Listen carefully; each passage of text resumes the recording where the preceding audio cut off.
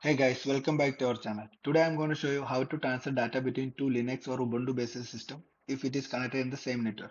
First you have to verify it is connected to the same network as your local device. The Wi-Fi connection is verified, go to your file system and go to other location option in the file system. So once you are there, go to the connect to server section and add your IP address of your device. Don't forget to add this SFTP in front of your IP address of your remote device. Once you added this IP, try to connect to this and you have to add the username and password for your remote device. So you have to put the username and password of your remote device. Then the system will start connecting to this device using a background SSH.